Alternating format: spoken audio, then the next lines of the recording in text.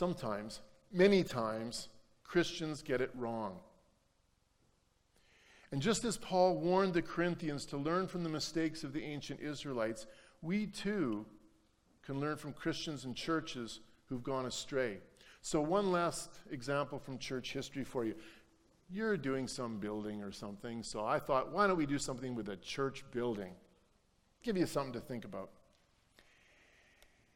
It comes from my own research on the Protestant churches in Nazi Germany. In 1933, when Adolf Hitler came to power, German Protestants generally reacted really enthusiastically. Pastors and their parishioners saw Hitler as one who would save Germany from weakness and corruption, restore traditional values. Some of the pastors I've researched described Hitler as a savior sent by God to save Germany in its final hour. Others praised his piety and exalted him as a model Christian.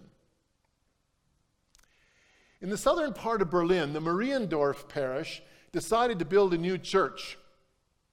Actually, they'd been trying to build a church for quite a while, but the First World War got in the way, and the economic collapse in the 1920s did too. So finally, in 1933, they got permission from the higher church authorities. Yep, you can build.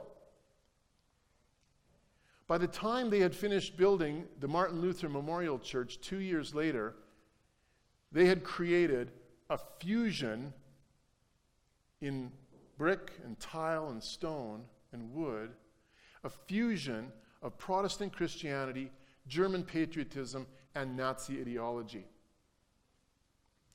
Although everything from the church bells to the decor in the vestibule bore witness to this fusion, it was most evident in the sanctuary. At the front was a triumphal arch filled with 800 ceramic tiles. They're about a foot square each, with various symbols on them. Church symbols, Alpha, Omega, crown of thorns, stuff like that. Symbols from art and culture, and symbols from the Nazi Party.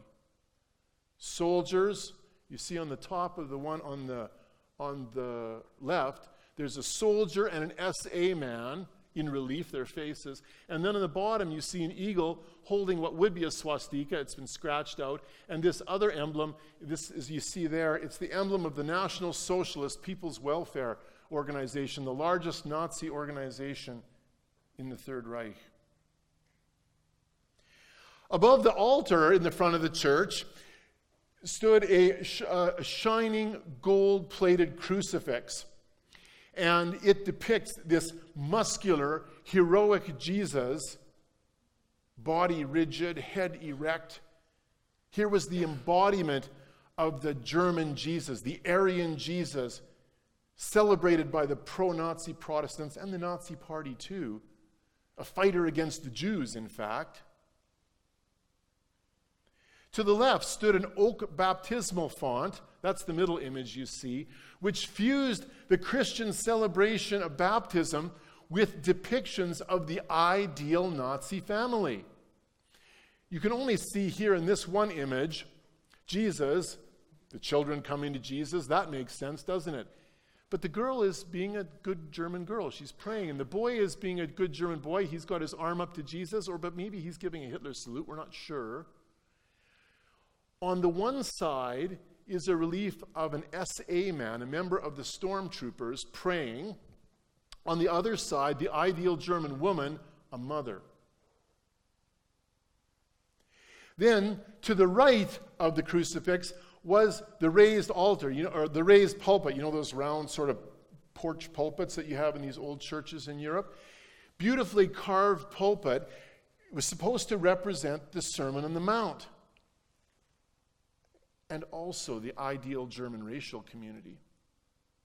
And so we see a total cross-section of German society, the soldiers standing right behind Jesus. If you wrapped around a little bit, you'd see an SA man and a member of the Hitler Youth on the other side. As I researched the history of the construction of this church, I expected to find some secret orders or some Nazi infiltrators plotting to corrupt the church.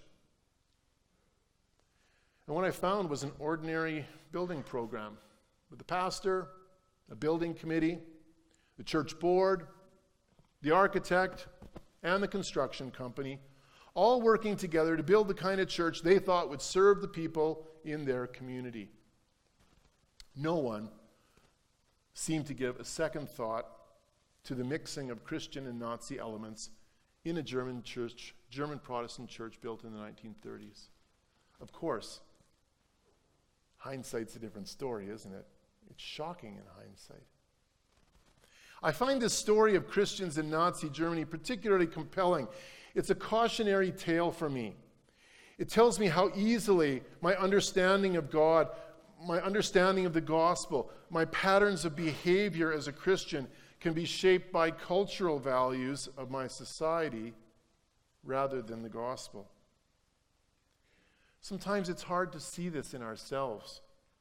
It helps to see how the German Christians got it wrong.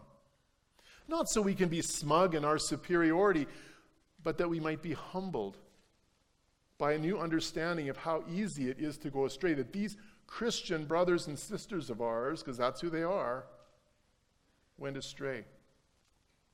And I think this is what Paul had in mind when he warned the Corinthian Christians.